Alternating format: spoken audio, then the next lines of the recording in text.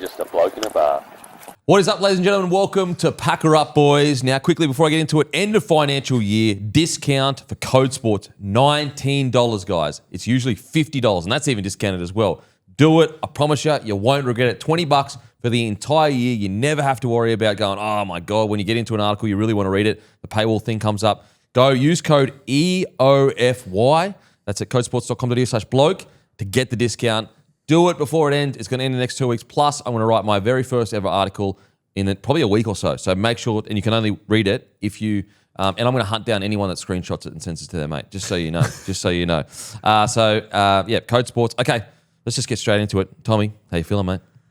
Mate, we're a state in rebuild, state in mourning. Oh, my God. I am devastated. Maddie and I were out there last night at the game in North Sydney and the games. And the girls' game was a really good contest. Like, obviously, Wally Lewis's granddaughter, Liliana, gets over late to seal the win. But It's just got poetry all over it, doesn't it? You know what I think he is lacking? A bit of bush poetry, a bit of poetry. You had an angry poet a couple of years ago that seemed like just a furious poet in Madge Maguire. Yeah. I think you lack poetry. I think you need to go one or two ways, Kempy, when it comes to Origin. You need either a poet at the helm, or you need someone who looks like they could bash a poet. And that's it cancels that. Yeah, okay, so it cancels out the poetry. Yeah, like Madge. I can't see Madge writing poetry, even if it was angry poetry. I can't see it. But I could see him getting fed up if he was like, if him and Matty Johns were sitting there with the phone in the glass playing some AC/DC while they talk shape. It definitely would be AC/DC. Yeah, only rock bands. That's it. Only like Australia. 80s, 90s rock. And then if Slater was there trying to rehearse his sort of like we are poetry, Queenslanders, yeah, but we're still Queenslanders, like an acrostic poem of Queensland or something. Yeah. I think Madge could bash him. I think you need to sort of go one way or the other. Like, unfortunately for us, Laurie doesn't look like, especially when he celebrated the win, when he was jumping up and down, doesn't look like someone that can bash a poet. Yeah. And I don't think he's a poet himself anyway, but I reckon Laurie Daly, the player, could bash a poet in the 90s. Oh, yeah. But Laurie Daly, the coach, couldn't bash a poet. Oh, if you were a poet playing like three-man for the opposition, you'd be shitting yourself. Yeah. But that was a long time ago now. Very, very long time ago. Look, I will say I'm backing Billy Slater in a bit of jiu-jitsu. I reckon he's got a bit of jiu-jitsu in him. Yeah, he would. He'd time up. He's that sensitive new age coach, though, Billy. Yeah, so he's all about like non-violence, but also jiu-jitsu because it's like non-actually striking. Yeah, I'll just get you to the ground as quick as I can. Yeah, and subdue the situation. 100%. Then I'll analyse it, and I'll have a good bench rotation. You know what's funny though? Like, obviously, we used to get way more stinks in Origin, like in terms of punch-ons. I reckon now, if you were like pushing and shoving, and then you like pulled out some jiu-jitsu, and you just, even though it's meant to subdue the situation, you probably get simbined. You know what I mean? Yeah, if you're like armbar a bloke. Yeah, like, like they're pushing and shoving. Sometimes you'll see a bit of like collar punch shape. Gets a bit heated. If you all of a sudden just went sweep, leg, choke. Do you reckon, speaking of strange holds, do you reckon you'd get sent if you squirrel gripped a bloke? Well, Burge has got 2 weeks for that. I'll never forget it. But in Origin, let's say like you're pushing and shoving and then Dum just goes, squirrel grip, can't, and just squirrel grip. Do you reckon he's getting 10? Yeah, for sure. I think so. Yeah. I think, you probably have to, don't you? You know what? I know the rules have changed. I would be happy if that was a sim bin 20 years ago. You can't do that. That's fucked. You know what would be awesome? Oil check. Imagine being in like the match review committee where you're all just watching it together, like over and over, just trying to come to a and trying to defend it too. Yeah. Trying to defend it. Oh, wow. Yeah, so look, I do think you're lacking poetry. Messaging has been a real concern for you guys the last couple of years. As I said, you had an angry poet that was just like red line and the boys getting right up. A bit of bush poetry. And I will say, he's copped his flack, Billy Slater, but I think people are starting to go, you know what? I need more poetry in my life. Yeah. It's annoying though, because like you guys always have that thing that you all seem to get where like he'll go, we're Queenslanders. And all of you go, yeah. I understand what he's saying there. You get it. Whereas they're like, what do you mean? And we're like, no, I understand. When he says, yeah, but we're still Queenslanders, every Queenslander goes, oh yeah, sweet. Yeah, you all nod in unison. It's fucking unbelievable. And I say this with all due respect. You know how sometimes when you don't understand a language, you have a translator? Maybe you need a Queensland to New South Wales translator. That'd be nice. So we can translate when he says we're Queenslanders, we can translate to you what that means. So maybe, you can actually someone like a Greg Inglis or someone. Like someone who's like spent heaps of time in New South Wales. and literally chose to turn his back on that state. He disliked it so Like much. he could probably speak both languages. You know what I mean? Yeah, He's bilingual. I think he forgot the New South Wales Bilingual. language. He's the kind of guy like I grew up in that, but I actually forgot it because I was trying to block it out because it's such a shit state. I want to know when Joey hit the post in 05, how was he feeling? Because that was just like a before Queenslander. he sort of burst on the scene. Like, was he sitting there going, fuck? Or was he like, that's awesome? No, Like, I reckon at he what was sitting point there did it going, move? Yeah, boring. Because that's 05. He debuted next year, I think. next year, 06. yeah. I think he was like, fuck that. I'm going to fucking go out there and rip. Maybe that was like the start of his like, you know how like every villain has like a Yes, he's villain arc. villain arc. That's Yeah. the one. He's a villain lore at the start of his. So listen, I think you like poetry. I think you just don't get it, to be honest. I'd love to be able to push back on you at the moment, Kev. It's a fucking hard argument, even as someone who is sort of familiar with the poetry arts. Did advanced English at school, whatever. High band 3. What is it? The Man on Snowy River or whatever? What's that poet? Man from Snowy River. Man from Snowy River. They gave us like some guy called like T.S. Eliot or something, where like his whole thing, or maybe it was William Blake, and it was about like he just wrote poems about how boring and shit life is. Yeah. But lighten up, bro. Fucking hell. That shit. Watch a bit of footy. Fucking have a beer, you fucking Yeah. dog. It was such bullshit. Like you sit there like every class and like you're just reading this guy talk about how shit Sooking life and is. shit. It's like you're killing my vibe here. That's Yeah. why I didn't do any work. I'm a young kid. I'm just trying to fucking do my best. I'm hearing about you fucking being depressed. Yeah, I'm frothing like we're playing footy on the weekend and Yep. shit. You tell me that just life's so repetitive and shit. Got to go out on a party with the boys, drink a bunch of cruisers underage. He sounded like the worst bloke to get on the piss with, to be honest. Oh yeah, yeah. You wouldn't want a depressed poet. You don't want to be going on the beers with them. That's fucking. That's not. It's main character, Andrew. You just have to sit there and listen to their shit. Yeah, like, oh, it's so boring, man. So repetitive. It's like, fuck off, mate. Yeah. Like, that's the thing with like Billy Slater. Like, he's a poet, but life's on the up. It's like, yeah, I see sunshine when I Yeah, it's roses and stuff. I It's have daisies. etched in my brain right now as I'm talking, almost like I was wearing meta glasses or some shit. Like that fucking footage of him with like that. Is it like a lamb or some shit lying next to him? Tommy, Yeah, that's a so couple of- funny. I was imagining that exact photo. Were you Yeah. just thinking that Yeah. as well? He was literally writing poetry in that shot. You actually can't see it. He uses a pencil still. He doesn't use laptops. Well, like all good artists, he lives it first. Yes. And Gotta then he feel writes it. Yeah, got to feel it deep down.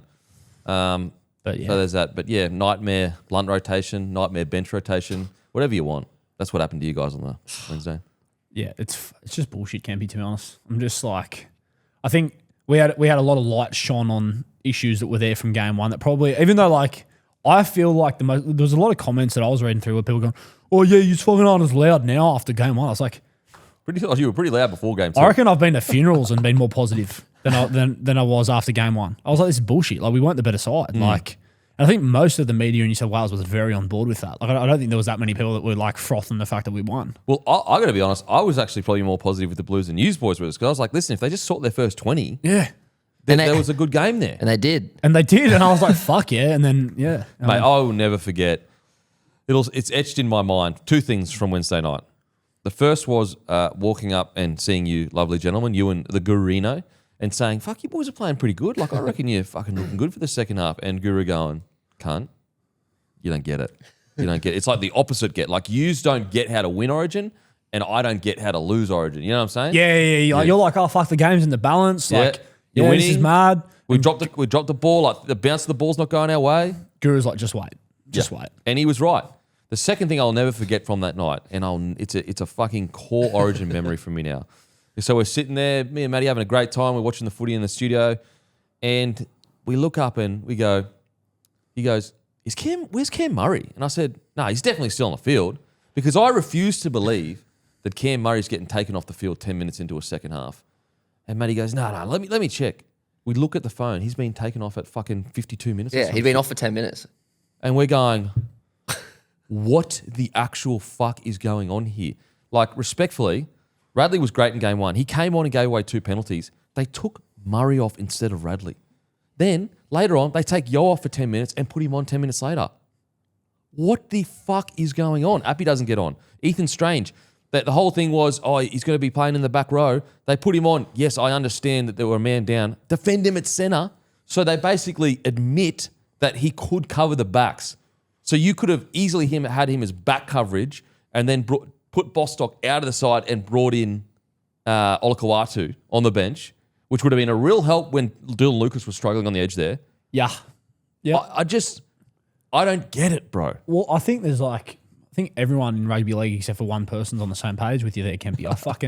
Seriously, like, even the idea the game's there and he takes Strange off to look after him in Origin, like it's a fucking daycare. Like, sorry, Matt Moses. About taking Moses off. Yeah. It's like you also could have alternatively you got Jack Bostock there on the bench who's like been ripping and tearing since he came back at club, and you're chasing right? points too. You're chasing points. There's no pressure on someone in that situation. You could have even debuted him at centre rather than move. You know what's crazy? Is because he took Yo off and put him back on, you could have used that sub to get Strange and Bostock on if you wanted to. Yeah. Yep. What? Yep. You know what I'm saying? I do. What the fuck? I don't know what the fuck's going on. I don't know if it can we check if Cam Murray's got annual leave saved up or some shit for the last half a decade? Bro, you know what's crazy? So when Cam Murray has been off the field, 60 of the 64 points that the Maroons have scored have happened when he's off the field and only 4 points when he's on the field. Sorry, but that the evidence was already there before the game. You know what's crazy? After game 1, if I had said to you, you know what's crazy? He's actually going to get less minutes. What would have you said to me? I would have laughed. I would have actually laughed. I would have like, this fucking You know no what? way. I would have initially laughed, and then I would have been pissed off because I knew that nothing's impossible with this current setup. I just don't understand how you because you know what can be the most extreme thing about game 1, and you spoke about earlier, it was a pretty bad start from us. A lot of guys who don't normally make those errors out of our own end, making a lot of errors. Queensland iced them. All of a sudden, we're down 20-0. He came on as they took that conversion or the penalty goal, to go up 22-0. So the score while he was on the field, that they scored 2 points technically, but there was no tries essentially scored while he was on the field, and we came back and won. And obviously, you had the send off, but pretty overwhelming statistics there. That hey, when he's on the field, we don't leak points, and we actually fucking score points. Even that try that he set up for Barnett, you don't think he'd be able to do more of that if he gets more time to wear him down? He's finding his front more. He's going at the line ball in 2 hands, play after play after play. They're fatiguing. If you go back and you watch every time that he carried the ball, the play afterwards, we just looked so much more alive. Everyone's on the front foot, balls at their feet, moving forward. It just fucks me off how much there's just such a lack of a plan with what's going on there at the moment. Well, I can't follow it. And the lack of a plan pisses me off because there is a plan, but it doesn't seem like there's a plan. And then you listen to Billy's press conference. He's got hard contingencies, soft contingencies, and you're just this is just not the same thing. Man, I tell you what, the brilliance of Billy Slater, this is where it comes into how incredible of a coach he is. So just before, or relatively, 10 minutes before halftime or whatever, Munster gets the HIA. He comes off the field. I reckon out of 21 million people, nearly every single one of them would have put Reece Walsh on the field because it's just the obvious answer. Billy Slater identifies, okay, if Munster's off the field, the chances of us scoring a bunch of points are pretty low because he's our conductor. He's the guy with the long kicking game for us. He's the guy that's been there and done it. He's the guy that can make things happen. So instead he goes, okay, I'm not going to put Reece Walsh on to score a bunch of points. I'm going to see what's happening at the moment. We need to park the bus and just get to halftime. Because if we have a desperate 10 minutes of defense, we've got halftime break to defend. Then Munster comes back on a minute into the second half or whatever. He puts Maxi Plath on there and they defend their absolute dicks off. And then Jojo Fafita is literally sprinting over it in a 10-metre box, sprinting between players, trying to tackle him. Eventually gets his shot on Hudson Young, takes him out over the line. And it's hindsight speaking, but that Jojo Fafita tackle, that's the game. It was huge. That's when the game, we were under the pump. That's the game win. And Billy Slater to identify and go, okay, I reckon if a different player came off, maybe he does change his mind in regards to whatever. Let's say Sam Walker comes off, maybe Walsh would go on. But he goes, nah, we're not going to score points with Munster off the field. I don't need to go all out attack right now. I just need to hang in there and stay connected to him for the second half. And he puts Maxi Plath in defending at 3. Bro. Also, though, I believe Max Plath won a Mal Meninga Cup as a 7 too. So, obviously that's worlds away from Origin. But he has been a half before. Yep. So I think what it did for him in the moment in terms of still giving a lot of flexibility with your bench. Because once Walsh is out there, if you then take him off once Cam's sort of done, even though it's a free change, it does change a lot in terms of how you're using him. He's into the game, then he's back out. It does throw things, whereas Max going on sort of a bit earlier. And just defend. Just to defend. And also, what they were doing was they were almost then they were going Walker to Ponga, and Ponga was almost in the first receiver. So, think about how good of a coaching is. Such a simplistic message to Maxi Plath. He would have been told by Billy Slater, all I need you to do is make every single tackle you get near. And don't worry about attack. Don't do any of that nonsense. Just be the best defender you can possibly be. Such a simple message, and he nailed it. Well, I think we spoke about poetry and art before. There's been a lot of Billy Slater over the last few years where he'll come out and he'll select certain guys, or there'll be certain things he says, and everyone goes, "The fuck!" But he's just seeing it before everyone else. And then as the game plays out, you go, "Oh, that was his vision." Yep. And it ages beautifully for him. Even to be honest, in 2024, the series he lost, there was still a lot of that where certain things that he was planning for, you go, okay, well, I could see the plan, I could see the working. There's none of that with us. Like Hudson Young, he's at his best when he comes back against the grain. That's why him and Strange is so deadly together, because Strange is such a good runner too. How the fuck is Hudson Young ending up in a situation where he's getting put over the sideline? How does that happen?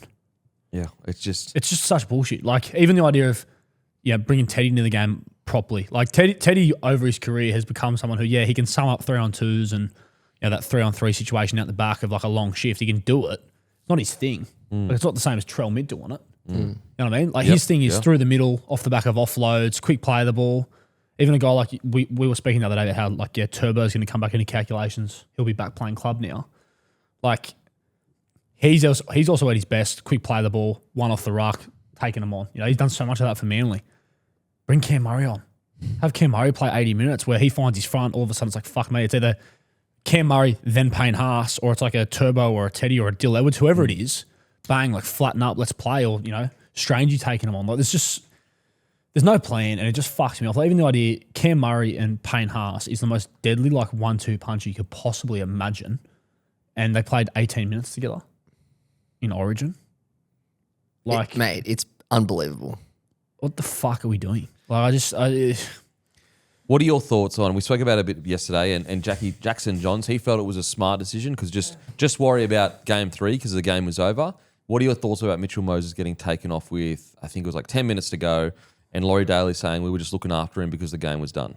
Well, the thing that scares the shit out of me about that, Kempy, is that to me that indicates that we're going to go with the same side for game 3. That's what that tells me. Yep.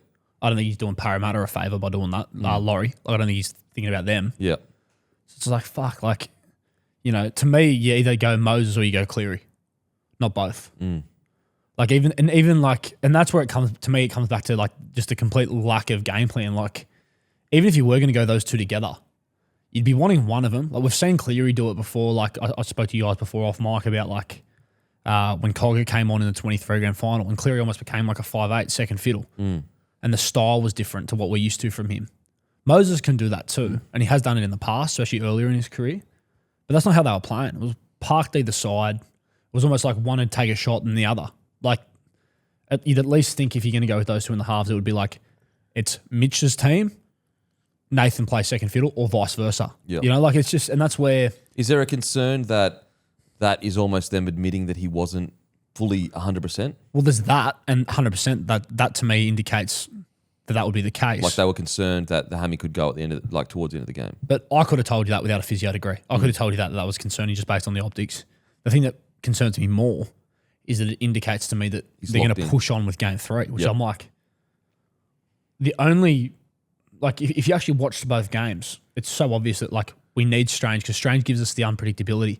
And I think Origin, especially in the modern game, the modern game's so quick anyway, even at club. But having guys who can just play ad lib, off the cuff, take the line on, create out of nothing, and we've got guys in the side there. And that's where even the idea of, I think Reece Robson is such a good player, and I think he's really solid. But I could live with the fact if they're you know what, no, we're going to go Jaden Brayley to start and Appy off the bench, or we're going to go Appy to play 80, and then you just have someone there as coverage on the bench. I don't mind. Reece Robson can start, but at the 25-minute mark or 20-minute, get Appy on there to cause a bit of havoc. When Munster went off, that was a great opportunity to go, oh shit, here we go. That was the time. Put him in. Yeah. Let's try and get some points while Munster's off the field. But also, and Tino was off the field at the same time, I think, as well. Just while we're crashing out as a state, just leaning into it fully. This podcast could go for 10 hours. Seriously. yeah, it probably will. So strap in. They say during the week it comes out, initially we had Marky on our side and Appy, so it actually works out well that they're back in. Okay. He doesn't fucking get used. Yeah, I know. It's the hardest working yellow bib in the fucking history of yellow bibs. Just fucking, And a couple of times he stood up and I thought, fuck, here we go. And he's standing there with a yellow bib and it cuts to him and he's got a footy in his hands. I'm thinking, oh, okay, it's just a matter of time. Nothing. You don't want to get as well as like, so you're cutting minutes of Yo Murray, but you're not cutting minutes of Robson? Yeah, I know. Like you're wasting multiple interchanges on blokes that, don't really need that and also didn't even start. Like Murray literally didn't even start. And it worked last game when he took Robson off. I know there was a send-off, but he brought Brayley on. Brayley set up a try and was great. Honestly, though, like eyeballing both sides before game one, before any of the context we've got now, looking at it, I thought, you know what? Our bench can be the difference. Like the momentum that our bench can bring, that can be an absolute point of difference for us. And even if you are going to start Cam Murray off the bench, if he comes on and you're putting him on with an Appy or even with a Brayley, like just a 9 that offers a bit more creativity and a bit more of a running threat than what Reece does. And obviously, like, Reece tackles his dick off, and that's why, like you said, if you're going to start him, like I'm okay with it. But it makes way more sense if you're going to go with like that idea of we're just going to put a bunch of 13s on through the middle, be fitter, be quicker, try and win it that way. I mean, get a creative 9 Put on with a them. fucking creative 9. Like, And then you tell Teddy, and you even tell Cleary, it's all flat foot footy. Like just front foot oath. footy. Boys, don't worry about the edges or whatever. We are winning the ruck, and we are all flooding the middle. and like even the idea of, let's say that there's a few guys that will come into calculations for game 3 for us, whether it's a Trell Mitt that comes back in, a Turbo, you can have Bradman and Best floating around again. I think Cooler holds a spot somewhere. I think he's done enough there. But the idea like turning like a Hudson Young back in, bringing Hamole back under, or just even feeding him early and letting him try and just spot up Munster on that side.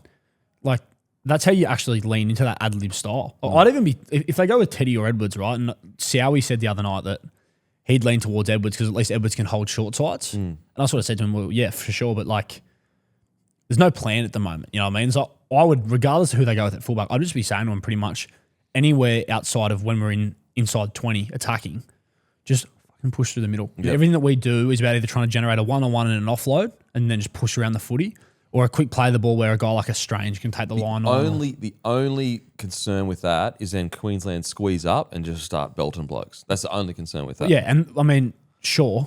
I don't think that they've got the guys to do that though, like in terms of, I don't think that's where their strength is. Like I think when you look at picking guys like a Capewell, Cotter, their inside cover is so good. And that's why, like, if you watch back the last 2 games, we haven't fucking skinned them on the outside as the Blues at all. You got Hammer there, who's like one of the quickest guys in the comp, and he can just wait as long as he needs to, use the sideline as an extra defender. And Toya, his reads are like unbelievable, especially for his age, right? So Freaking crazy, bro. I wouldn't be trying to do that. And like most weeks at club, and that's where like when everyone goes, oh, it's too Penrith centric. Like Penrith, like they're, as you said before, like they're all fitness. They gas you out. But then also like most clubs at some point throughout a season, they're going to have a guy from Cup playing somewhere in that problem area, like whether it's in the halves, back rows, centres, someone who like is a bit more inexperienced and a bit of fatigue, and they stuff up a read and then you can ice it. Like it doesn't happen at Origin level. Well, it's just as well as, and I've been saying this for, honestly, it might be 3 years now, and it's no knock on the Penrith system. I think it's absolutely incredible. But their premierships are based on fitness. When you look at their attacking structures, they are not that much better than most of our other good sides. Matter of fact, you could argue they're actually not as good as some of the other good attacking sides. But what they do is they are fitter than every team, and every single one of them are, and they wait for you to fatigue, and then their still attacking structures are good, but you never watch a premiership from a Penrith Panthers side go, whoa, that attacking footy was fucking out of this world. They grind teams. And the problem is when you get to Origin, you're not going to out-fitness an Origin side. They're the fittest of the fit. It's just not going to happen. So, like, and people will go, well, hang on a sec, like Melbourne Storm, they were based on a grindy footy side. They were. A, the game was slower, but also B, they still were sprinkled with game breakers that could do like change the game on a dime. And I just think that they've just got to find a way to just be more front foot, flat, like, and confident as well. They've got to be more confident in their ability, like offloads and when they get good ball, trying things, Yeah, play that style. And also, like, with Queensland, like I said before, like those guys with like the inside cover, like guys like Cotter, even like Tino, Lindsay, Trent Liera, like how many times do you see those guys for their clubs make cover tackles where they do get skinned down an edge? They're the guy because they just hunt so hard. You can't hunt that hard if you've got a guy like Cam Murray there the whole time and a creative 9. You have to be a bit tighter. You have to hold a bit longer. So it would even buy more time for the guys on the edges anyway. Like it just, and the other thing with Cam Murray, because we talk about how effective he's in attack. The game was gone, and they make a break down that same edge that they were just skinning the whole time, like our right edge. Cam's the guy that makes the cover tackle. Like, he cleans up so much work. Like, I guarantee you they don't score as many tries down that edge if he's just out there that little bit longer. Yep. Because he works. He's our guy that cleans up that scrap from the inside. Like, it's actually... Like, if he was a Queenslander, he would never leave the field if he didn't have to. No. Like, there's no way Billy Slater's taking him off if he didn't have to. Like if he's not playing 80, you at least start him and then you give him a freaking 10-minute break in the second half. You literally just say to him, mate, our rotation is almost based around how fatigued you get. Like, that's how important you are to us. Yeah, if you are fucked, put your hand up, we'll give you a break. Yep. Outside of that, if you're good to go the distance, you let him go the distance. Yeah, bizarre. Now, Sorry, can I say one thing on Moses? Yeah. So I must have been clear yesterday. Like, I wasn't happy that he got taken off 10 to go. I was more saying, and this is going to go into my next point about Strange, because I was more thinking, if he's going off with 10 minutes to go, he's clearly injured, right? And if he's injured, then why is he playing? And not only that, Ethan Strange played game 1. Now Ethan Strange didn't play game 2. Well, he did, but he came off the bench. If we do use Ethan Strange game 3, if Mitch Moses wasn't fit, we could have played Ethan Strange. Even if he lost, we could have played Ethan Strange in game 2. He has another game under his belt before a decider at Suncorp. Now, if we do play Ethan Strange in game 3, you're kind of throwing him in the deep end. I have no doubt he'll be fine because he's Ethan Strange. He killed in game 1. So we got the evidence there. But I just think it was a huge missed opportunity. I think well, you could always, the thing is, and we said this at the time, if you play Strange game 2, you can always parachute Moses in for game 3. Exactly. The other way around is far, far better than what we've done now. And now we're just in this shit situation where Ethan Strange is going to be, I don't know who's going to get picked. I think Ethan Strange should get picked. And I just want to make one more point. Queensland, it's very obvious. It always has been how Queensland play. The Blues look lost at the moment, but there's one thing that the Blues have undeniably done since I've started watching rugby league. Anyway, they've had an organising 7 and they've had a running 5'8". You go back to Laurie Daly being a 6. You go back to Freddie being a 6. You go back to Trent Barrett. You go back to Sean Timmins. When we broke the drought in 2014, who was a 7? Trent Hoggerson. Who was a 6? Josh Reynolds, running 6. You go back to 2024, who was a 7? Mitch Moses, organising 7. Who was a 6? Freaking Jerome Luai. It doesn't work having 2 7s at 6 and 7. It's not that difficult to understand. Ethan Strange should be the 6 because he's a running 6. Pick who you want to be your 7. If you think it's Moses, it's just Moses. If you think it's Cleary, it's Cleary. I think it's Cleary. You put Cleary at the 7, and Moses is next up in line. That's it. It's to me, it's that simple. Watching it live, so they put Strange on initially at lock, right? And then they moved him when the sin bin happened. Yeah, I think they took Moses off and then put Murray back on. No, as soon as the sin bin happened, they took AFB off and they put Strange on. So I think he moved out to centre to defend immediately. Pretty sure. Because Lucas was defending at centre, wasn't he? For a little bit. Yeah. Okay, maybe they changed it around. Because I remember him taking a few carries through the middle and he fucking was carrying so well Strange, and that actually annoyed me even more because I'm like, we're fucking good at running the ball. Like, please. Because he literally did. He got on and there was energy. Yeah. And the other thing that was so frustrating, like watching. And you say, like, it's obvious how Queensland always play. What Billy does so well is he obviously has a certain plan of, he watches, and you can tell this from how they play. He watches all the guys that could get picked for the Blues, and he devises a game plan based on, okay, where can we attack them, and who are the best guys to do that? And that's where, like I said to Rude the other night, the game before they picked the sides, Clifford absolutely puts it over Walker. And then they go Walker, and all of us sort of sat here and went, oh, it's a bit rogue. But then you see how they play game 1, you go, oh, Walker's your guy for that. Jojo Fafita, he's playing centre for the Gold Coast Titans. Now, we don't get to see him in the air enough for the Gold Coast Titans, but he's mad in the air, as we saw the other night. He gets picked on the wing over guys like Philip Sammy, who he plays with at the club, and everyone's a bit like, oh. Them doing that thing the other night, and they did it a few times when they scored, where the second that they find a bit of space down an edge, they go 2 passes wide to Munster. The centre for us comes up and just isolates, especially Brian Toto. Like, when Jojo scored that try, that is such clever coaching. And it is just so, he's obviously identified what he wants to do, and then who are the best guys for that? We don't do anything like that. Like, we don't have guys where, oh, that's what they're trying to do, and therefore they've picked these guys. It's almost like he feels an obligation to pick Moses and Cleary because they're 2 of the best 7s around. That's not how footy works. Yeah, I've said it for ages. I think the Blues constantly always just go, let's just pick the best players instead of the best combinations, like 100%. who suit each other the best. I saw some comment, and look, it's just childish shit, but like saying that I don't like Mitchell Moses, I got some what? Like honestly, if you went Mitchell Moses at 7 over Cleary for game 3, I'd be like, okay, I get it. That makes more sense. I actually think Moses' personality suits Origin a little bit, and his play style suits Origin a little bit better. Now, granted, he hasn't been playing well at club, so that's why I would go Cleary. So Moses is a gun. He's a gun. But we now have 2 games of him at 6 where he's been relatively quiet. Like at 7, he's played unbelievably well in Origin, like no denying. And I think that the argument now, initially for game 1, I could understand wanting to go 6 and 7. I think you've seen enough now to say, okay, maybe that doesn't work. The argument now needs to be you either go with Moses or you go with Cleary at 7. I think that's what the argument needs to be. Has to be. And also, you just got to pick. You got to pick the guys for us, and that's the thing that baffled me the most out of game 1 is like there was a handful of shining lights for us, and rather than like build a game plan around those guys, we actually dropped a few of them, and like moved a few others around, and that's where, I think the only chance we have in game 3, and I feel bad for the players too, because like I think like especially for like the first 50 minutes, Wednesday night, they actually were doing really well. And we were in that game and it was game on and we fucking took Cam Murray off. But I just think that, we need to, the only chance that we've got is if Laurie and the selectors fall on their sword a bit and just pretty much go, we were wrong, and go back to the guys that actually gave us a little bit of hope and helped us fight back in game 1 despite the send-off. Hamole, Strange. Yeah. His combo with Huddy. Just quickly on the Moses thing as well, him getting him getting taken off and taken care of.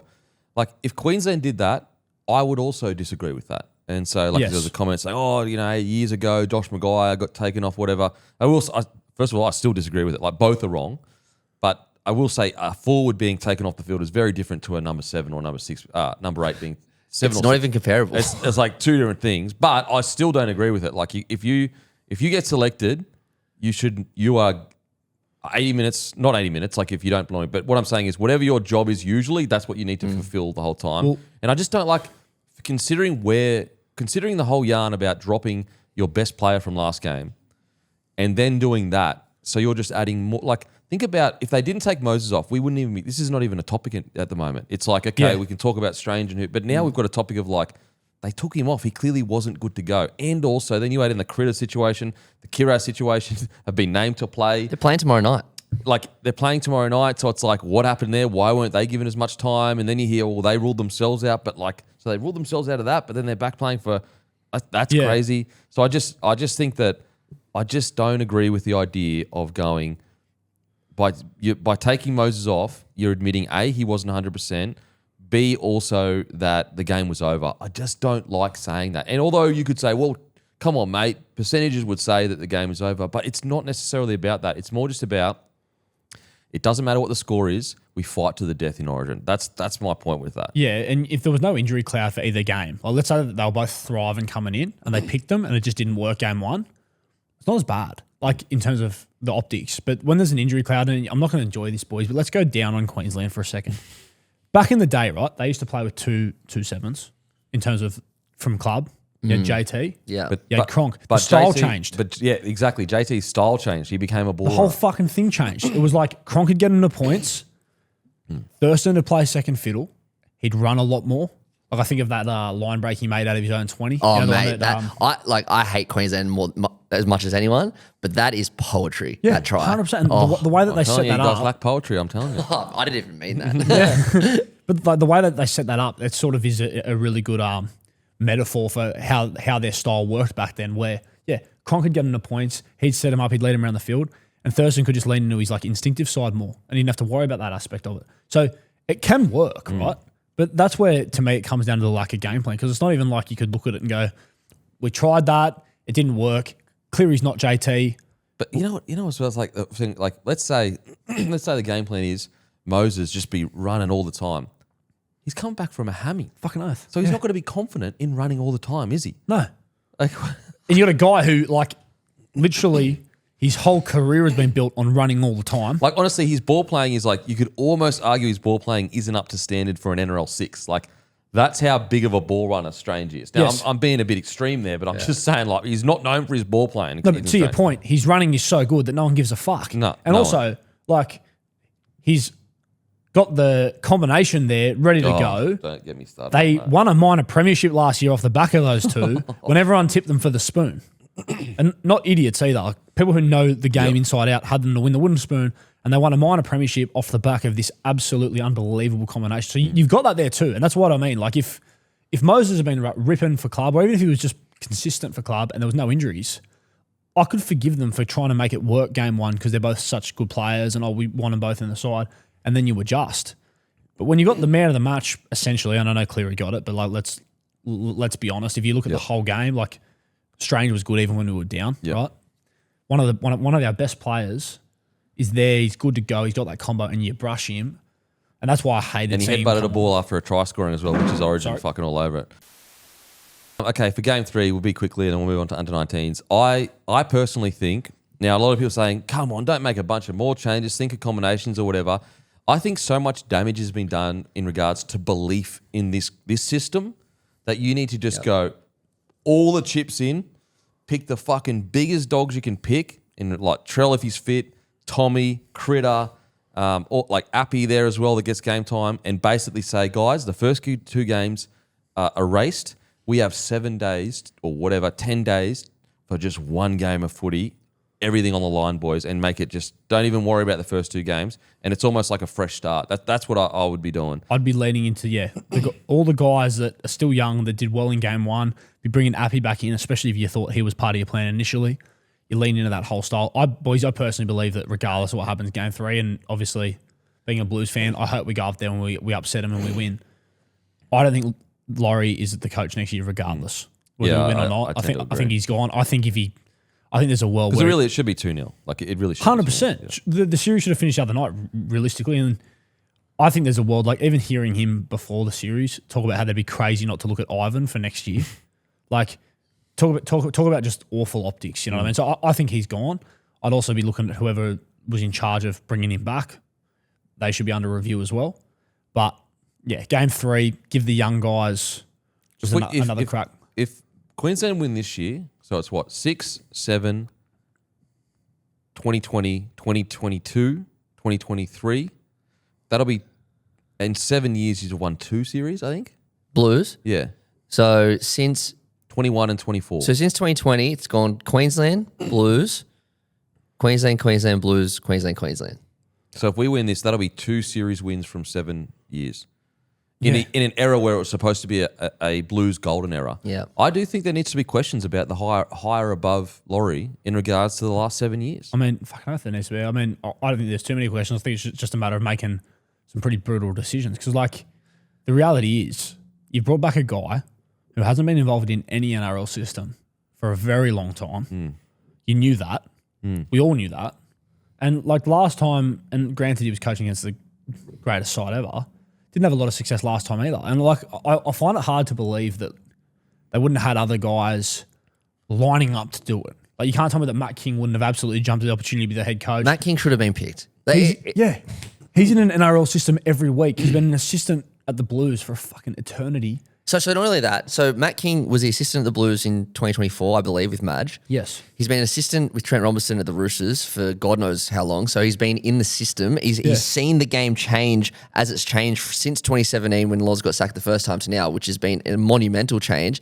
And not only that, he's coached New South Wales Pathways teams. He's coached New South Wales under 24. He played Origin too. And he played Origin.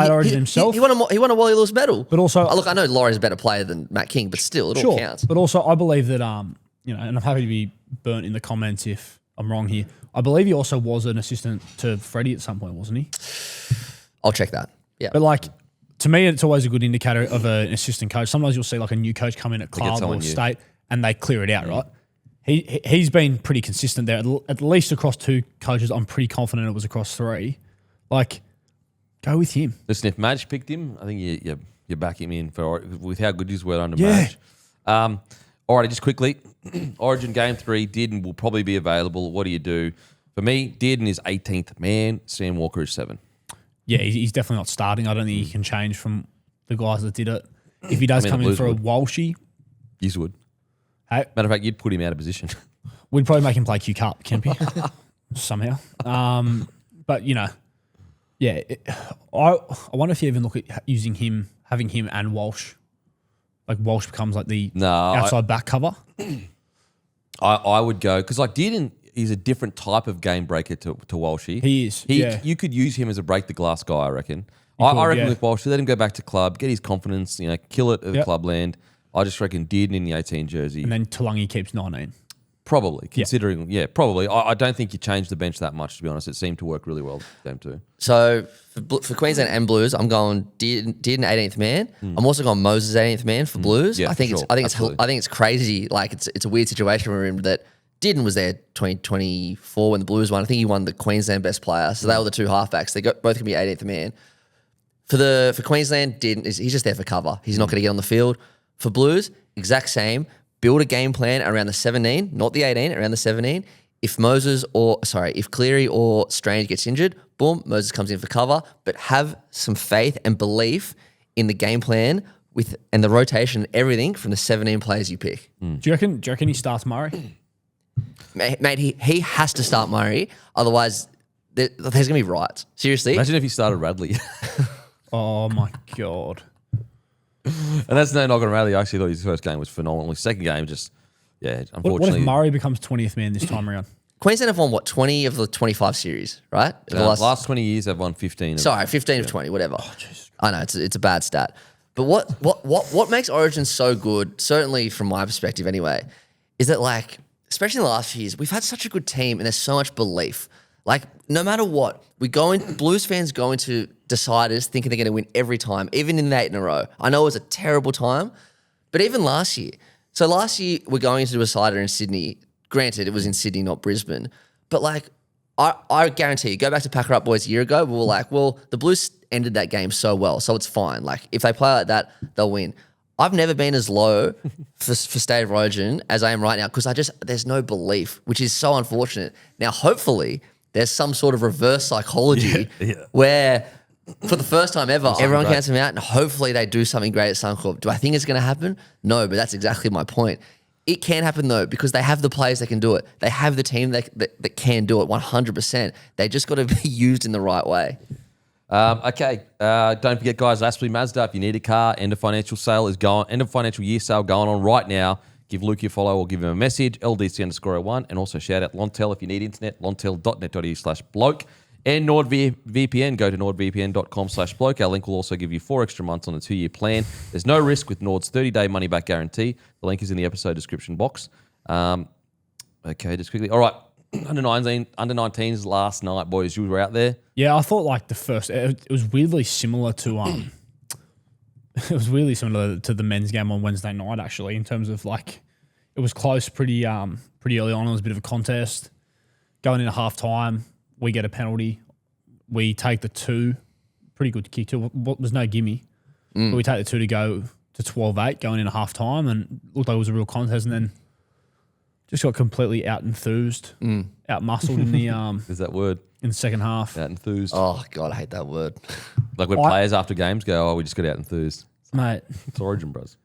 Yeah, I know. But, it still happens, doesn't it? Like, Yeah, just echoing what Tommy said, like, I didn't really feel like in that second half Blues were ever going to win. I know there was a try, they scored with like 20 to go, 10, 15 to go or something, whatever it was. And you're like, oh, okay, maybe but yeah, it just felt like Queensland's night, to be honest. I felt for Darcy Smith, one of our back rowers for the Blues, he had a really solid game all night. Was carrying a lot, got a couple of offloads and caused a bit of trouble and was one of our better guys. And at one stage he sort of poked his nose half through and he ended up giving a penalty away for passing off the ground.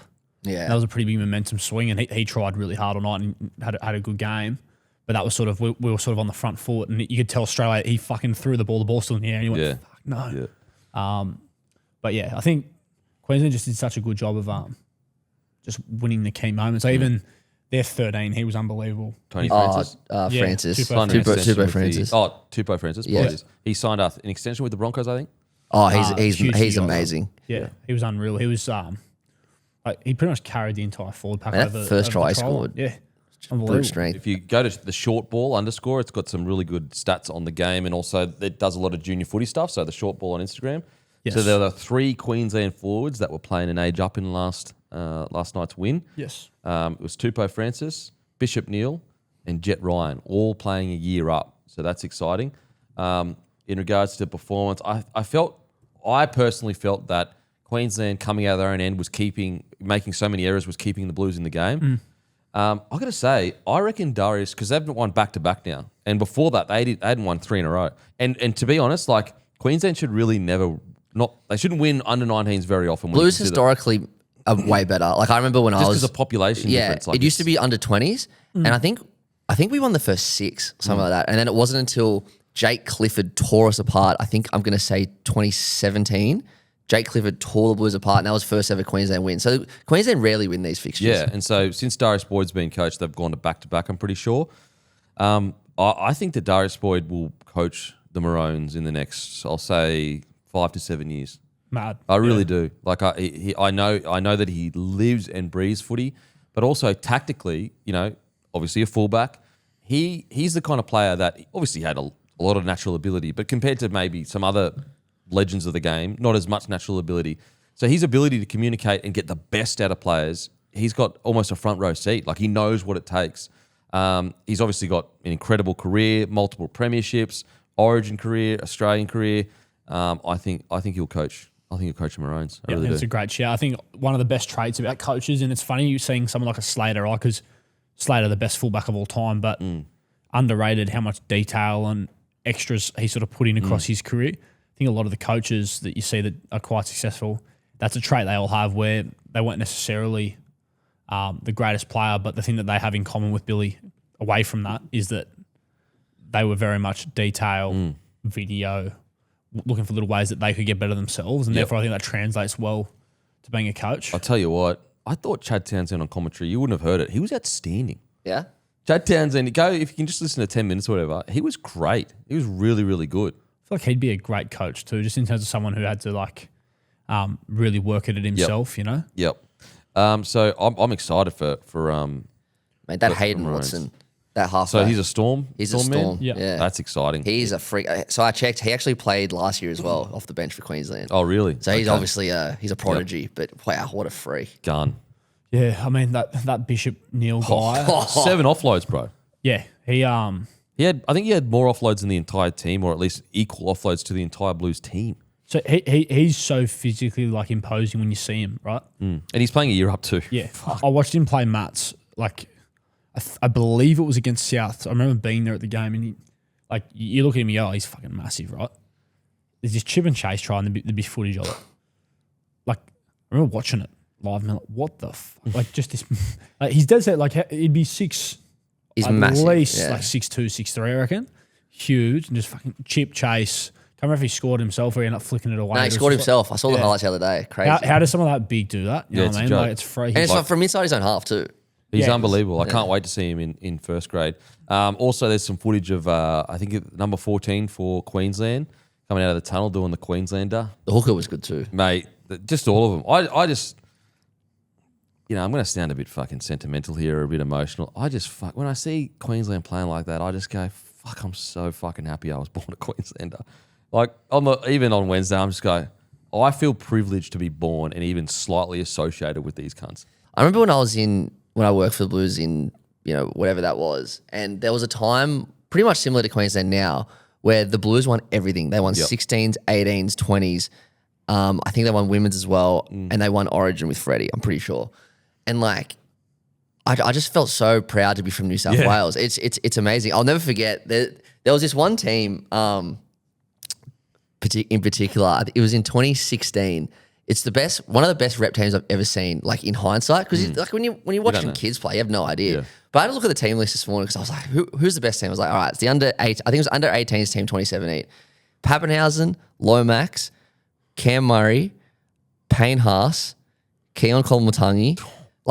Their bench was Pasami from Knights, Payne Haas, Tom Starling, and Keon Kolmatangi. That was the bench. And they played all those guys? They actually all got on the field? They all got on the field because it was so just normal back then. Yeah, And Queensland didn't score a point that night. It was so dominant. And it was times like that. I remember thinking, hey, I'm so happy to be from New South Wales. And then, so I get what you mean. The At what juniors point did win. they inject Cam Murray into the game? He got 10 minutes. He was actually the captain. So Oh, shock me. He should be captain coach because, you know, like, this is kind of your. I think you should drop him. Can be. I think You talk about being proud. I'm proud to be from New South Wales. I feel for our players. Like, it's like, imagine you walk past like a dog in a paddock that's just tied up and you just want to let him run free. That's how I feel about the boys. Yeah, okay. I just want to see them run free. Yeah, I reckon they're getting held back. They're confused. So, like, have they been being held back for 20 years? Yeah, probably. I mean, let's focus on the now because, you know, like positivity and shit. But, like, vibes. it's been 20 years of, like, you being locked up. Yeah, well, I think a lot of it too. And I comes actually think back it's to, Queensland holding the leash, not your own coach. Well, Because you're however you eligible. want to look at it. Queensland Cam Murray, al- captain coach. Queensland always father of New South Wales. I reckon it does come back to, you know, Queensland father of New South Wales. yeah, no, I'm not copping that. That's fucked. you know what it comes back to? It comes back to the whole thing of like when we used to towel you up with your own players. Of course you're gonna have a chip on your shoulder chip on forever. your You know shoulder. what I mean? Was that before the printing press? Like that's so you have to go so. It was before far back. 1980. And how is that a compliment that you tout us up with our own players? It's not. What I'm saying is That's why you like, got the chip on your shoulder. That's why he's just so like, oh fuck you, because it's like we used to towel you up with your own players, and then it was like, well, give us some of our players back, and we'll see how we Goes go. deeper than that, mate. And then also We broke away from you as a state because we were like, these cunts are fucking. We just went like that. We Well, looked at each other and go, let's break away, boys. you know what Fuck was good this. the other night? I remember everyone always carries on about the first Origin. Was it Beatson and I want to say either Mick Cronin or Price Oh no, Cronin. Yeah, Cronin. when they punched on. when they punched on as teammates? Yeah. Seeing Lindsay fly into Rads. See, I reckon. Yeah. I honestly good stuff. reckon. Maybe I'm thinking too deeply into it. I reckon Billy Slater told Lindsay Collins to target him because I reckon Billy Slater looked at game one and how like impactful Radley was, and I reckon he said to Collins, "Mate, I want as soon as you get an opportunity, fucking go at Radley because he's the only guy in the Queensland side. Radley would never take a backward step." But just a microsecond of, oh shit, that's the senior player. Like, because I assume Lindsay Collins is a senior player to Radley, or at the very least, like, It'd be yeah, probably. I mean, probably. well, Radley's not yeah. 30. No, be by a couple of years. Yeah, it would And be. Lindsay Collins played more Origin than that. Yeah. So, like, it's the only person where he would obviously never take a backward step, but he'd be like, oh, it'd just shock him a little bit, I reckon. So I reckon that was Lindsay Collins, like, almost his job. Yeah. If you're listening to this and you're having a bit of a tough Friday, go back and look at the photos of Lindsay when he debuted. He had this big fuck off mullet. Really? Oh, so good. It was so dirty. Lindsay Collins, when he puts on a Queensland jersey, is like Guru said it the best, like, genuinely the kind of player that if you got left out of a squad for the last 5 years, you'd go, oh, okay, like, he's pretty good at club and like, in big games, he's great at club. But, you know, there are some freaks out there in the front row. And then he gets into Queensland jersey and he just fucking rips, bro. Yeah. What another try? So with his try, right? Like he's a big dude, like he's physically imposing. You wouldn't describe him as like explosive or overly quick. Just a anything hard like that. worker, bro. That try where Grant slips through the markers and he fucking moves heaven and earth to get there and turn it into a 2-on-1, score the try. That effort, bro. But how many times have we seen that from him over the years? Like, and like you sort of allude to in big games, can be most of them for Queensland, but even with the Chooks sometimes. He's great in big games Yeah, for the Chooks. kick goes in, and you're expecting it's going to be Teddy or one of the wingers back there to scrap it up, and it's him. Yeah. And like they're my favourite kind of players as middles because it's like, as I said, he's got no right to. Like if Cam Murray does that, even though it's still freakish, you're like, fuck, he's super fit. Honestly, even Payne has to a degree because we consider him like a great. And a genetic freak, Yeah, right? and he gets all the raps for it. No one gives Lindsay Collins the raps, bro. Like, this guy, he goes toe-to-toe. Like, every time we go into Origin, there's a genetic freak on the New South Wales side. 100%. Yeah. And Lindsay Collins, who is just, he's obviously genetically gifted, let's be real here, but relatively speaking, just goes, nah, I'm just going to be so fucking tough and so fit and go so hard for so long that eventually I win the battle. It is unbelievable what he does in Origin. You guys also, and I think this is something that probably our selectors need to factor in, you guys have more guys that look like they would have had darts at halftime back in the day in your side. Honestly, he's one of them. Like, this is a fair dinkum, and I know it fucking sucks to hear a Blues fan. Lindsay Collins would never get picked for yous. Kurt Capewell would never get picked for yous. Ruben Cotter wouldn't get picked for you guys. Maxi Plath, probably not. Probably not at this stage. Who else wouldn't have gotten picked for yous? Like, do you know what I mean? Say Capewell? So Capewell, like, you would never pick them. Every single one of those dudes, if I walked into a change room in like a group 6 They're darting. town, if they were darted up, Get it? wouldn't even bat an eyelid. Like, if I walk into a pub and they're literally turning schooners on their head to want to punch on, I wouldn't be surprised. Like, who could you say that for us? And that's where like Hudson I think Young. That's the thing. Like Hudson Young. Huddy, yep. Strange. Fucking Liam Martin. Fucking Like, Olakau'atu. He's got to come be back. He'll be back in He is calculations. locked in to be back in this squad. How's he get used? Is he our right back rower or is he off the No, bench? he's off the bench. Olakau'atu starts. You'd think Liam so, Martin right? comes on. Yeah, 100%. Liam Martin comes on and you just go, mate, fucking be a dog. Be a pit bull out there. Smelling salts as he runs Just out. fucking Yeah. eyes rolling the back of the heads kind of stuff. Just like that's the thing. Like Hudson Young gave away a penalty, but I was like, I'm okay with that, bro. Rough up the hot little fucking Sam Walker that's tearing you apart. Yeah, It's and Origin footy. But where were the boys as well? Like, you guys had like heaps flocking in. I feel like Huddy was on his own for too long. You know what I mean? When the boys were Gene up. Like, and that says a lot to me. You know? My theory is this. I've said it before and no one wants to go with me, but I wonder whether that conservative mechanical style that is prevalent at the Panthers, when they get into Origin, like, do you need that rogue? And I do. feel like you've got to sprinkle it in. Don't get me wrong. You've still got to pick Isaiah and you still got to pick Cleary. But if you're going to go conservative, like, for example, Cooper Cronk, like, you need to sprinkle Thurston with him. Thurston is the rogue. Cooper Cronk, that's with Cleary. It's like, Cleary he is so good systematically and everything. And also, like, off the cuff, he can have big moments as well.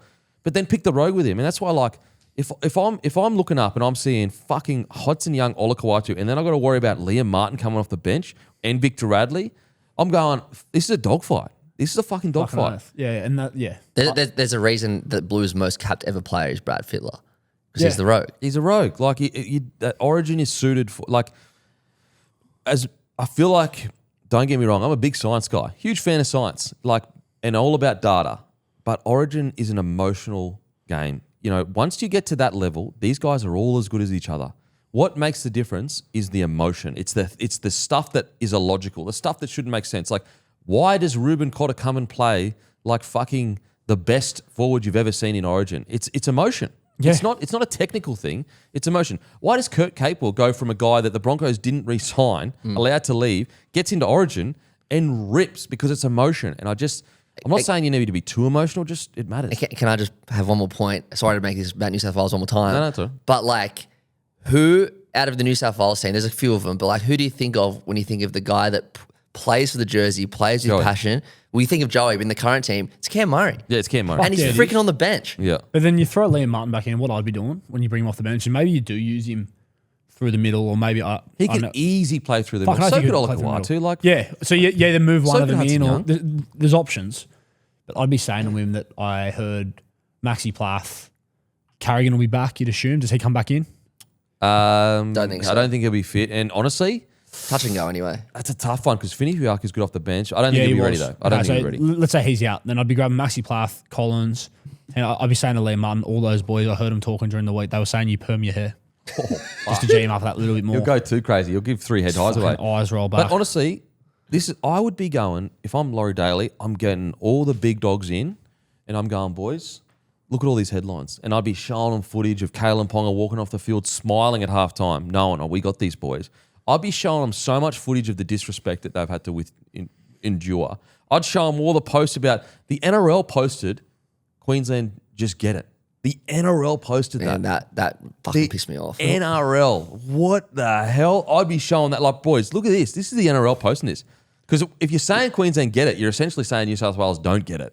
Bro, I would have so much ammo that when they got out there, they were fucking eyes rolling the back of their head. And you know what? If we lose because we get sin bin or whatever, who gives a shit? Just all in gamble. Just fucking go all in. You got nothing to lose. If you got 1 foot in, 1 foot out, and you go a conservative approach, there's no, like, maybe you can get the job done in Queensland, but I don't think so. I really don't think so. I would love, like with Hamole, you could not have blamed him if he was very off it and very like bitter. And I'm sure like part of him is a little bit like, what the fuck, right? Like the rest of us. But I saw him reshare, I think it was on game day. It was like a thing that Manly had posted about Tolu. And he reshared it and he was fucking very positive. And like, I think he has to come back in. And I don't think he's going to hold any grudges. Like, I think he just wants to be out there ripping. And he deserves to be out there ripping. So I'm hoping that. See, but that's when you need a strong leadership. And look, obviously you've got stronger leadership in Cleary and Yo. Look what they've done at Clubland. And Murray. To almost pull Olakau'atu aside. And I know it doesn't sound good saying this, but being like, bruh, those boys, whoever selected ya and made that decision, they're not on the field with ya. The boys around you in blue, we're on the field with ya. Yeah. So play for us. Fuck them. Yeah. Who gives a fuck about them? They're not the ones bleeding on the field. And I know it sounds wrong to say that, but sometimes as a senior playing group, you need to say shit like that to make sure that Olakau'atu realises, and he would, who he's actually playing for. And it's actually not the coach.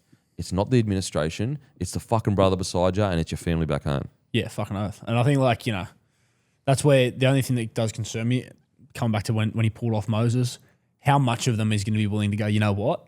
We completely fucked up. Like, and you know what? Like, if Liam Martin coming back in probably makes this interesting, but if Dill Lucas was on our 6-man bench now and Hamole comes back in, sweet. That's how I would have had it for game one anyway. Yep. You know, so how much of them is going to be willing to fall on their sword? I think that's the only thing that will dictate whether or not we have a chance. I fucking hate putting a boot in because I feel like I'm just gloating. I'm not.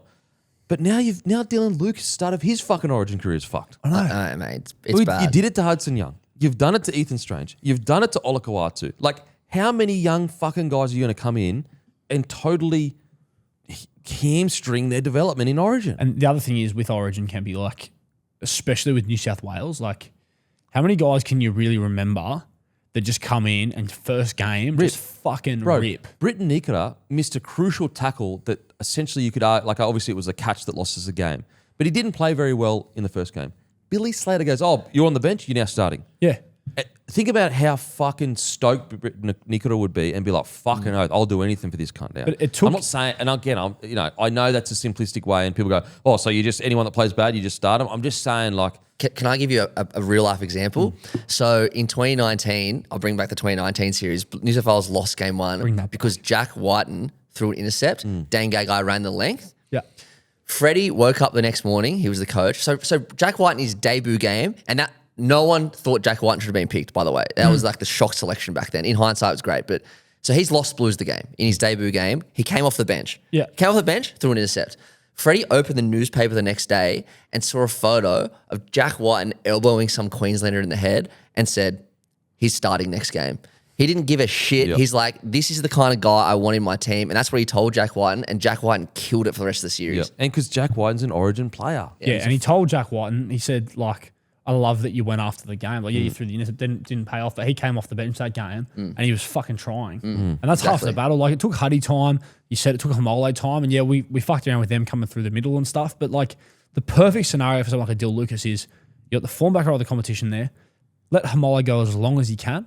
And once the body breaks down, Dill can just come on and just explode for however long. But like, even with Hudson Young, he had to play and be the best back row in the comp for essentially 2 years to finally get the crowd. Like, if he was just a little bit worse, they wouldn't have picked him. Like, they wouldn't have picked him. No, that's right. Like, he had to work his dick off to get the second or third opportunity. Anyway.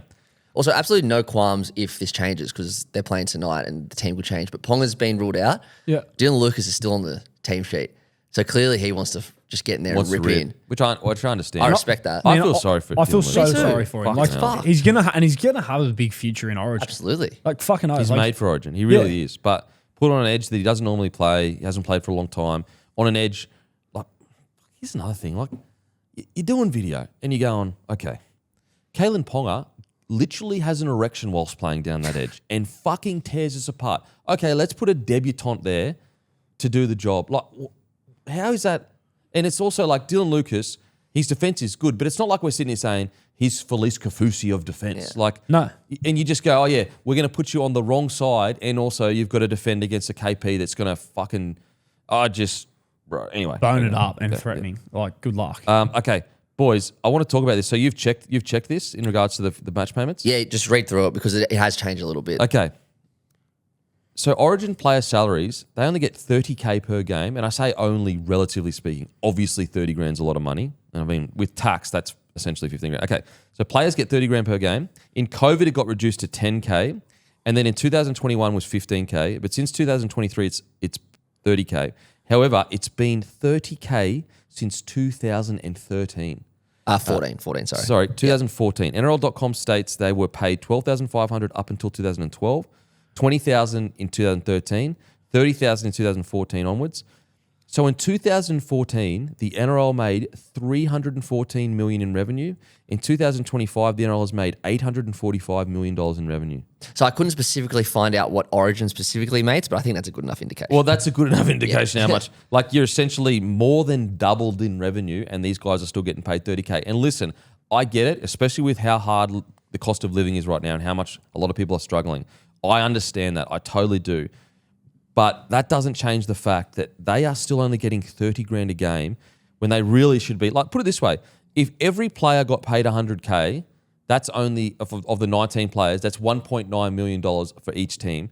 Are you telling me that Origin doesn't generate at least $50 to $60 million minimum? 100%. And it's funny, when I was researching all this this morning, there was an article in 2014 when it got raised to 30,000. And in that article, it still says the players get paid this much, a drop in the ocean compared to what the NRL generates. And that was 13 years ago. Yeah, like think about it like this. Yeah. This is conservative. Let's say Origin generates per game, I'll just say 50 mil. Like per game, over a whole series, it's worth $150 million. Matter of fact, I'll go more conservative. I'll say per game, 30 mil. 35 mil, 100 million all up. I think that's a kind of relative figure for Origin. It's the biggest sporting event in domestic Australian sport. And okay, if they were to get paid 100K each, 1.9, that is $3.8 million. So you're telling me each Origin is worth $30 million and they're only getting 3.8 million of that? They're the main attraction. How does that make sense? Doesn't. Yeah, I mean, to fill up if you're on the 6-man bench, you don't get on. That's I unreal. think, yeah, absolutely. So those I'm boys still get pretty paid, sure right? they get paid, I'm pretty but sure if they they do, don't, yeah. that's probably why Reece Walsh was going on Billy's. Fucking put me on. As I said, I know the immediate pushback in the comment section will be, oh, mate, like they should be honoured to do it or whatever. It's not about that. It's about a fair split of the revenue of what they are generating. And also, if you thought NRL is tough on the bodies, what do you reckon how dangerous Origin is on the bodies? Go back to 2023, that first game. 20, that crazy game in Game 3 where 4 people got knocked out. Yeah. That's damaged for life. Like, I know you recover from head knocks or whatever, but if you get knocked out, essentially you'll have some kind of damage for the rest of your life. Mostly. It has to be increased. 30K, and I know it's a new TV deal going forward, but 30K, I'm sorry, that's not good enough for what these boys put on for us. This is no laughing matter, but it just is what it is. So Origin 3, 2022, first minute, Cameron Murray, HA, no return. Second minute, Selwyn Cobbo, HA, no return. Fourth minute, Lindsay Collins, HA, no return. Like, and you go, okay, 30K sounds like a lot of money. Okay, they're in the highest tax bracket, so that's probably about 15K. I'll say 16K. They get taxed half. And then you go managers 6-7%. So let's just say that's like, I don't know, $2 or $3 grand or whatever. They probably, in cash in bank, you're probably looking at about 12 grand. Yeah. People get paid more to do ads around Origin. Yeah. Like a rugby league personality to do an ad for Origin, like I'll say Wraith and Astor or some shit like that, or some big personality. Yeah. He might get like, honestly, for an ad that runs for a month or 3 weeks or whatever, he might get like 50K. Yeah. How does that make sense? Yeah, so there's the money there. I know what you're saying. Yeah, it's... Like, I know the immediate pushback is like, I'm struggling, therefore these guys don't deserve that. These are two separate things. I just think that there needs to be a fair cut of the revenue. Even if it's like, it's not even a set amount. Even if it's like, okay, we get 30% of the revenue. As players, we get 30% of the revenue. It's not even half and half. Like, literally saying, like, if you go, I think the NBA, they earn like 48% of the revenue or something like that.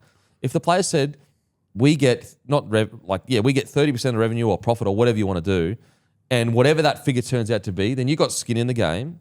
But also, it's fair. Like, it's saying we're the product, we're the asset. Why aren't we getting a decent share of it? I think it should be that. Also invest in more like pomp and pageantry around the actual announcement of the teams. Like, put on a massive show, make it a spectacle. Like, I think that's going to change with this new TV rights deal that's coming up. It has to. It's not a cash thing. And also, I think you can actually mark down the time of death on the TV deal in terms of the current one when we missed the Katoni Staggs try for a UE ad about That's the shocker.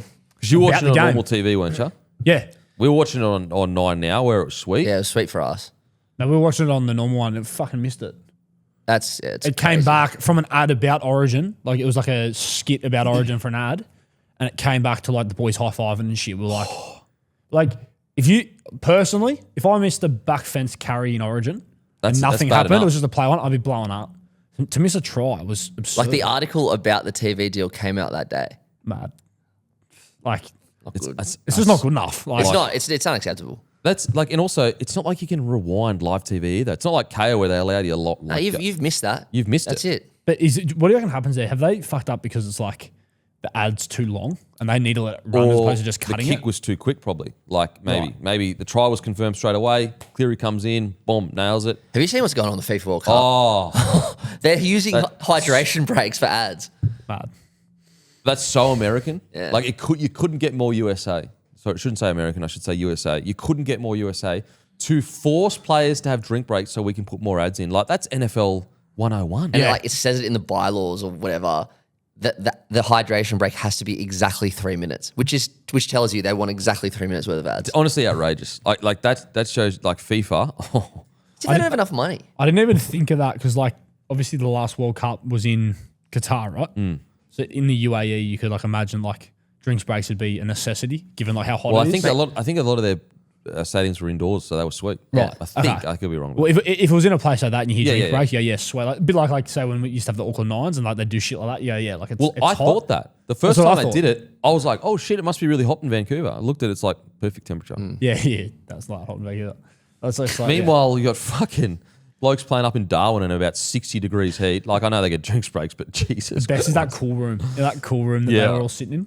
Fucking So, yeah, anyway, I just think the players deserve to get paid more. I think that's pretty outrageous. I agree. really do. I just cannot believe especially now, like, and I know we haven't fully opened it up to anyone can play, but eligibility-wise, far more people can play the game as well. So it's not like you're cutting off payments to international footy that, isn't access. I know Kiwis still, like Fish put up a post saying that they need the mid-year test back, which is fair. I understand that. Bring back Anzac Test. Bring it back. But I just think 30K and it's 10 years old, 2014. So you're looking, that's 12 years. 12 years, it's still the same. Look, it has to change with the broadcast deal. And I kind of like, a part of me kind of gets it. Like the last broadcast deal was pretty like under What was duress with going on? COVID. Yeah, under duress, right? But they took a pay cut. They went down to 10K. Yeah, they did. Yeah. So after tax, they're getting about $3,000. The thing that made a lot of sense to me before the changes to the like eligibility rules was having like a month during the season where it's like the rep month. Yeah. Where you play like the Pacifica test and then Origin as well. Obviously, like now that there's a Yeah, fair you few take away Pacifica you take away Yeah, what from one you of them. can't do yeah. both. No, you can't. But fuck, I'd love to see them try and create some sort of You launched the NRLW in that month as well. So you got 4 weeks of uninterrupted NRLW mad. plus Origin plus You know what residents. they could do with the pay? Here's an idea. Let's say, for some reason you don't want the players to get paid that well. I think they should. But they, instead of like whatever percent they're missing out on, that has to go to grassroots rugby league. Yeah. So like, let's say there's a pool of $5 million that they're owed, and for some reason you don't want the players to get a lot of money. Maybe a middle ground is like $2.5 million of that has to go to grassroots Yep. footy, because that's what Origin's all about. Is we course. see them folding their arms. I'm from this team. Talking I'm from about this their- team. yeah. Something. That's what Queensland do so well. That's what Freddie did so well Yep. when he was the coach. It's the states team. Yep. So like, if you want to keep like, oh, you should be playing for the passion kind of thing, even though I don't like, they should be playing for the passion, but I believe the boys should be compensated fairly. So let's say, for example, next year, for some crazy reason, Origin doesn't generate any money. Well, don't get any money then, because you're a part of the business thing. Now that's never going to happen, but I'm just saying, I just think it needs to be I changed. mean, it also would be like you can live with it. Let's say that they operate on the rationale. Okay, well, 30K is a lot of money, even Yeah, though like, which what you is- said- it is. Yeah, even though like what you said before is like very true. I would want to see as a player, but even just as a fan, like I want to see where the money's going. Yeah. Like I want to see if it's grassroots, if it's like trying to make it so that like a lot of the girls at the moment, obviously because it's a shorter season and they don't generate as much yet, but it's like a lot of them aren't full time yet. They've got other jobs. If it means that like there's less of that, they can focus more on footy. The product improves. Like there's so many different ways you could invest in the game itself. Especially with like what Origin is about. Like you're representing these 100%. And then it's like, as a player, I imagine you'd be like, well, okay, I thought I should be getting 40 potentially or 45 or whatever the it percentages should be are. 100. They should get, as in percentages. Like, I yeah, think they should yeah. get $100,000 a game. Sure. So let's say, we should be getting 100, but at the very least, if you go, okay, but they're pumping money into grassroots, they're pumping money into making sure that we've got the best possible technology and, even like referees coming through. Like on the weekend, the team I coach, we didn't have any touch judges. Like it's hard enough to get kids to ref because of just how like we treat them really scrutinised good you in this are, game. and people don't treat them that well. And you know, if you're pumping money into that, at least you can see, okay, well, we're building the game here. Yeah. You know, so Yeah. Look, anyway. Boys, just quickly, as Blues fans, I think your under 19 jersey is way better than your first Opens Blues jersey. I honestly, I feel like you've got the wrong color. It doesn't. It's like a weird. Whereas the under 19, if you chucked a collar on that under 19 jersey, Yeah, so the 19s jersey is like that shiny blue that we wore in 2014. sky blue. Whereas the one now is a bit darker. But it's Bring like this weird in betweener. just bring back 2005 jersey. Yeah, which Every is sky fucking blue. game. I think, so two things. I think the colour is different. I think the colour is better on the 19s. I don't like the stripes on the Blues one, on the 19s one. Oh, on the side down I there. hate that. Okay. Yeah, I just, But you like it on the first grade one? 'Cause No. That's there and there. is that there? I didn't even realise. Yeah, I'm pretty sure the first grade one's. Oh, under they've there got as it on the shoulders. well. Oh, they don't have it underneath there. No. Oh, okay. I don't. I like him there. I like it there. Look, I could go both. I could go there and then put the old school. Someone messages. Put the old school. If you put the old school logo Yes. with the stripes there, bruh. Yeah, I could cop that. The thing I don't like is the big W that's red. Like at least like straight out to, it was a GIO insurance. Yeah. Like they integrated their logo, and it's bullshit. Queensland gets to integrate their Westpac logo. Why can't we? Well, I think it's because what was the like on the Queensland one? If it was red, you can't see it that much. That's the reasoning, maybe. But I reckon it might more Queensland saying no. If you want to, I reckon Westpac must just pay New South Wales Rugby League more. Probably. maybe, yeah, maybe. But honestly, I just think that the under 19s blue jersey is much better. Yeah, it was sick. Yeah, agree. I like Chuck a it. collar on that. Whew. Yeah, bring back collars. Bring I back- like just the idea put of making collars it on everything. retro. Yeah, like for the 19s and that especially, having retro jerseys. Oh, is what just about so Roosters sick. retro jerseys? Thoughts? Hectic. I'm actually going to have one in my hands this afternoon. so Honestly, that is pretty hot. they are, right? Yeah. Yeah. When you were good. We play for premierships, mate. Wait, genuine question. I'm not trying to put the boot in. Yes, Sam Walker has played good at Clubland for sure. But is it a little bit of concern that like he's had to go to Origin for this to be unlocked? Because he's playing almost like a perfect 7 at the moment outside a long kicking game. Yeah, I think like it sort of speaks to. I remember we were talking the other week, and I was sort of saying like, you don't want to put shackles on him, obviously, but there's also needs to be an aspect of like percentages. Yep.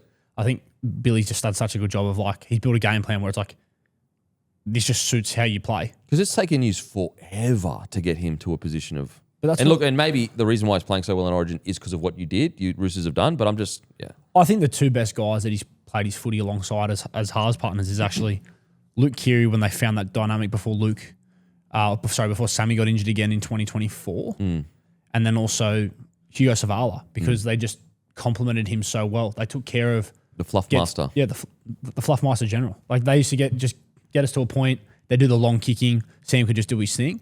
And even that was funny. Like we were watching the game live the other night, and he had a couple of kicks when Munster was off where they weren't the best long kicks. We would go, what's happening? But he's converged. He's 12 from 12 in Origin. Yes, 100%. But his long kicking game, like there was a couple of kicks that he did in terms of while Munster was off, where it was like they weren't great. But when you take out those things that are required of your traditional 7, you take them out of his hands and just let him do his thing. He's unreal. And I think Ches can be that guy. I think it's just about they need to find that dynamic within their own game plan that suits him. So We I think, saw it against the Raiders. Long kicking game. for sure. Yeah.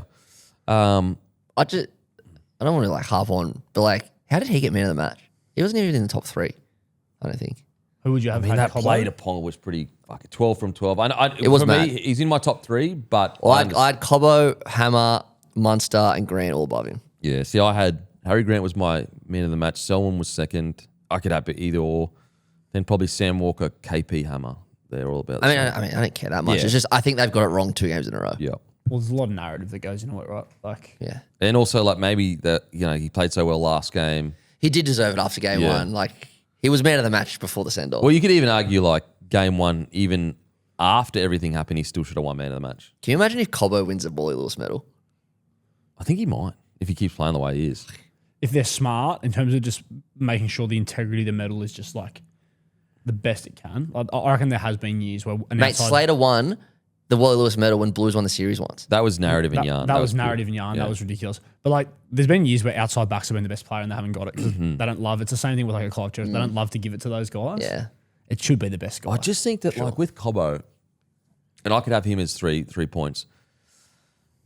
I'm not saying that Steelmorgan just did his job. He didn't. He did more than just his job. But Cobbo like was playing out of his skin. Like he was skiddling blokes every time he took a carry. He was scoring tries. He was catching balls. Like he did everything unbelievably. I think that game is going to go down in history as the Cobbo game, in my opinion. Yeah. I think it will. He exploded. Like, He also had the try assist for fucking Hammer's try. So he's involved with 4 tries. And at least two of them were crazy put downs, or one of them. it'd be good to be able to hear like the people who pick it sort of explain why. I guess that takes away a bit of the magic of it. But We have a history as a game of like giving player of the match or golden boots or whatever to some rogue selections. Cherry Evans 2013 comes to mind. Anyway. By the way, this is so funny. I should have brought it up yesterday. I told you at the footy last night. So at Thursday at 7:45, I get an email to my bloke email and it just says urgent with all these like exclamation marks. I'm like, fuck, this must be urgent. Obviously, it's from a guy named Karen Phipps. So shout out to this guy. It just said urgent. I click on it. I think it's a work thing. And it's just a photo of Stags holding Cobbo's ankle. Oh, so he's like, did you guys see this? Mate, like that's the thing. Like, you guys caught so many calls in this game. 100%. The other thing that was clearly fucking holding his foot so he couldn't make the try-saving tackle. Because I was blowing up the other night, we didn't even get to this when I did the show with Guru. How do you explain the Radley shot is not even a sin bin, but KP's is a send-off? Like, how are they that far apart? And then, like, and Stags is not a send-off. Yeah, Out of the line, Stags, direct contact to the head, no mitigating circumstances. Ponga didn't have the ball in his head. Also, like at that point in the game, Queensland have won anyway. But they're all over us. If there was ever a time as an official to make a call that's not that controversial, it was or that to one. overrule the bunker. Yeah. Again, pick a side. If KP's is a send-off, Katoni Stags is a send-off. 100%. Yeah, that's what I'm makes it happy weird. with KP. Like, if you go back and look at KP's one, like, okay, was it a shoulder charge? He did tuck his arm. Cole's knee is nearly on the ground. So you're telling me that's worse than Katoni Stags shooting out of the line after KP's passed the ball direct shoulder to head with no mitigating. It's funny as well. I think people like that they're saying it's not a send off are forgetting that Ponga didn't have the ball in his hands because they keep comparing it as to like, he's done this, he's done that, but like Ponga wasn't holding the ball. And also Ponga wasn't shooting out of the line. He was making a cover tackle and also Kohler's knee was nearly on the ground. He'd already been contacted from the cover tackle. So like there's so many things that mitigate the situation. I think if I take my blue coloured glasses off, and I actually did say this at the time, if they just sin-binned Ponga, I don't think you'd find a single Blues fan that was like, how the fuck is that not a send-off? Like, you know what? Yeah. Part of me would have, just because of Suaalii. Yeah. And I did say that at the time, but now that the dust has settled, I'm kind of just like, they're all just sin bins. I'm actually glad Stags didn't get sent off because there could have been some people saying, "Oh, that's why you won." Nah, I mean, yeah, but even like, see, in the moment, I still think that the Ponga one is so worlds apart from Suaalii that I was like, I get that it's not, but I wouldn't have blown up, but like you know what? The Suaalii one, sorry, I'm cutting you off. The Suaalii one is one of the most diabolical tackles I've ever seen. 100%. But you know what? And as I've said before, watching it live at the time, I thought this will be a sin bin. This would be a send off at club, but this is Origin. Once they sent him off, I was like, okay, line in the sand moment, new era, protecting the players, blah, blah, blah. Fine. What's the KP one? And I thought the same thing. I thought this should be a sin bin. He then overrules him. I think, okay, line in the sand. When the Stags one isn't, but even the idea like, with the Radley, right? So Radley has the high shot. I actually thought, fuck, like this could be, after game one, I was like, it was a bad shot. This is at least a sin bin. Part of me was nervous about more. They go, nah, on report. He puts his thumbs up, which is hectic. Victor just, sweet. I've seen this before. And then we go down the other end and like 2 plays later, same thing happens, but they go, mitigating circumstances, he's falling. I'm like, well, where the fuck were the mitigating circumstances when Cooler was on the ground? Like, they just fucking pick and choose. They just I'm pick like, and choose. It's so hard to follow. It's actually so frustrating. They just pick and choose what they want. But It's I just sort of bizarre. love the pain too. Like I'm a bit of a freak like that in terms of just While thinking you're like, enjoying, like, look, it adds to the drama. That's why we were Yeah, like, I love the Rugby League, drama. The drama is just fucking. like not knowing whether it's going to be like just a penalty or a send off. Well, the guy will like literally be in jail next week. Yeah, like and- soon they're going to jail blokes. I reckon. Yeah, and it could just be like anywhere on that spectrum, and you're just like, Like KP nearly got jailed by Ashley Klein the other week. oh yeah, chained up, cuffed up, Overruling bunker. I'm sending KP to jail. Okay, thanks. incarcerated. And then like Stags nearly like takes KP's head off. It's fucking. He's just having a go. Yeah. It's all good, mate. KP had looked so good in Jail Orange as well. Mate, the Radley one, like, I couldn't believe that one that he didn't get 10 in the bin. Like, the problem is this. If KP lays down a flatlined, Stags goes. 100%. If Leoro flatlines, Stag goes. Yeah. Radley goes. I get to a degree we have to ref to that stage, but not when it's like, okay, instead of staying down 30 seconds flatlined, he stayed down 10 seconds. Like that's If Cooler close gets enough. up, are you confident that it's If just he a plays the sin bin? ball, honestly, if he plays the ball, it's not even a penalty kneeling. Yeah, Seriously. crazy. I know. It might be like one of those ones where they go, oh yeah, on report. Like On 3 report or plays whatever, later. keep playing. Yeah, it's so hard to follow. But like I said, I just love the drama. I love it. Such a Okay, freak for it. Knights, Dragons. Knights. I don't mind Dragons 12.5 start. Yeah, I like the Dragons start, but I think the Knights get it done. Yeah, same. Dylan Lucas to have a blinder. West Tigers, Dolphins. Dolphs. Dolphs. Titans, Penrith. This could be ugly. Just kidding, Penrith. 12.5 start is not enough for this one. Yeah, I don't know if Cleary's going to play, but I still think Penrith will win. Well, I'd be shocked actually. You know what? I take it all back. Yeah, didn't think of that. Because like Cleary, there were reports he was getting needled to play and his hip flexor. In his hip, yeah, I heard that. Which explains why he only ran for like 30 metres. I still think Penrith get it done. Yeah, for sure. Yeah. Bulldogs, Manly. I think Oswald. Manly going to carve them up. Bosball. Wars, Cowboys. I think it's a Cowboys ambush. In Christchurch, Cowboys ambush. I think the Wars. Wars in a 1-point thriller. Ooh, I like that. Okay, Storm, Raiders. Oh, Storm in the daytime. Hook it into my veins. Okay. Golden Point Raiders. Roosters, Sharks. I'm going to go to this game. Sharks. Roosters bounce back. If for Nico and Brayley play. Okay. All right, that's us done and dusted. We will go give Tommy Bomb a follow. We'll go fuck ourselves. Thank you.